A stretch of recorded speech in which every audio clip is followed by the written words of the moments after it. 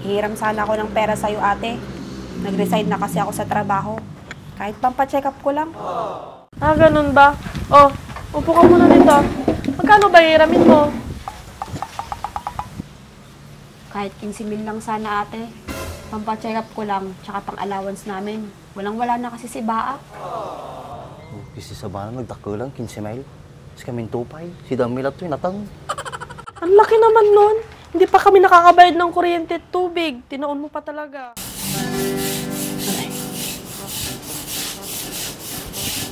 Lumot na rin.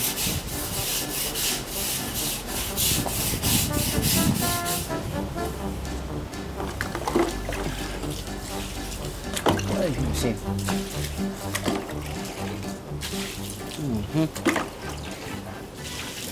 Dilungo na.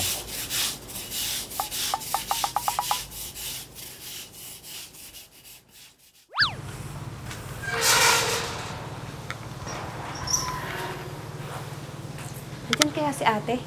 Namiss ko tong bahay na to, ah.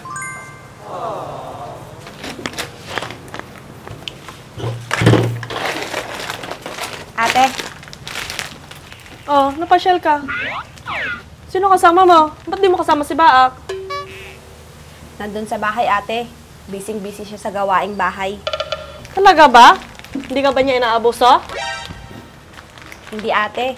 Siya nga yung nagkukusa, eh. Mabuti naman kung gano'n. Hindi na ba siya umiinom ng alak? Ay, hindi na, ate. Ang laki ng pinagbago niya simula nung tumira ako sa kanila. Pero, tignan mo nga naman, ang dating lasinggerong Baak. Matino na pala. Dahil sa tawa, sa bisita ni Bakit ko.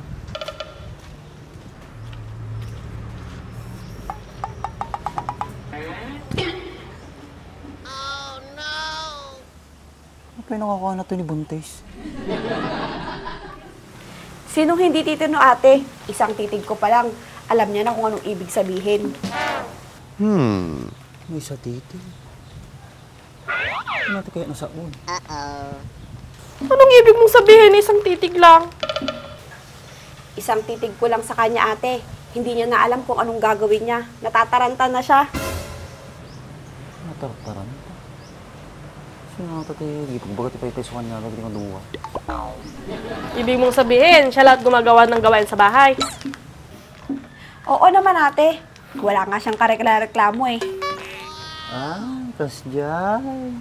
Tas di gayam tinangyari. Di mo ba pulbod? Talaga ba? Mukhang nangangamoy Andres na din si Baak, ah. Aba, syempre, ate. Kanino pa ba ako magmamana? Eh, di sa ate kong tigre. Dapat ko batas-batas na. Andres ka mo ilagay ang ba? Takarkaro kang tupay. Oh, ba't ka pala napunta dito?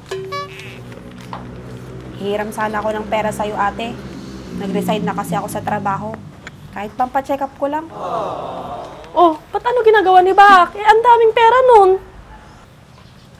Nakwento niya sa akin, ate, na malaki pa daw yung utang niya na hindi nababayaran dahil sa birthday niya. Kitakal nga talaga. Kaso may sakos o aribaw. Inutang na ni future mama na kuma. Ah, ganun ba? Oh, upo ka muna dito. Magkano ba hihiramin mo? Kahit 15,000 lang sana, ate. Pampacheck up ko lang, tsaka pang allowance namin. Walang-wala na kasi si Baak. Kasi sa banan, nagdako lang, 15 mile. Kasi kami tupay. Si Damilat to, natang. Ang laki naman nun. Hindi pa kami nakakabayad ng kuryente at tubig. Tinoon mo pa talaga. Eh, wala naman na akong ibang malalapitan, ate. Tsaka, babayaran ko rin naman pag nakuha ko yung separation pay ko. Sigurado ka. Kailan mo nga babayaran? Baka mauna pa kaming maputulan bago mo mabayaran. Ay, sigurado ata ba ka? Apay, nalakay ang makalata ako sa di, separation pa eh. Kupitin na pa yung muno na, bago da itod. Huwag ka mag-alala, ate. Sabi ng boss ko, makukuha ko na daw yan sa susunod na linggo. Okay. Siguraduhin mo lang ha. O sige, antayin mo ako dyan.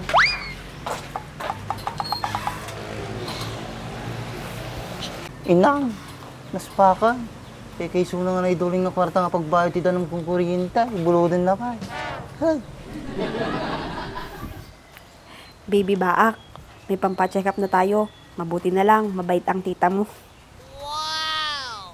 Baby bakal. Dapat tinaga na to, Bingyaw. Baby 2x2 Junior.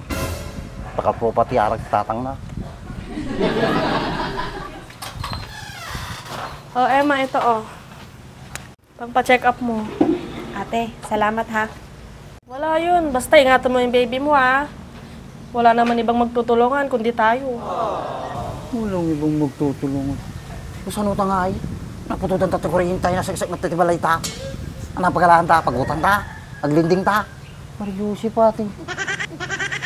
Salamat talaga ate ha. Wala yun. Haalis na ako. Baka naghihintay na sa akin yung doktor sa klinik. Sige, ingat ka, ha? Dapat madima mo nila kayo kung pinabuludak ni Emma. Pang bayad mo nga ron kuryente kanda ng mga tiyan.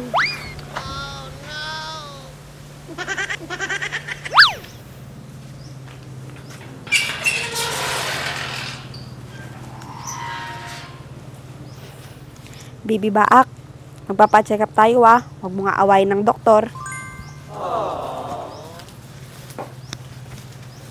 Awanin ha. Spakin. Sigurado, ugot kamuti man yung kada nilingtang at arong sila ang damdaman. Napay paggatang tata. Naiwan, netid ko maamin di kwarta. Ay, awang paggatang si Daano. Dami tugot aja kamuti tag, balin aja yan.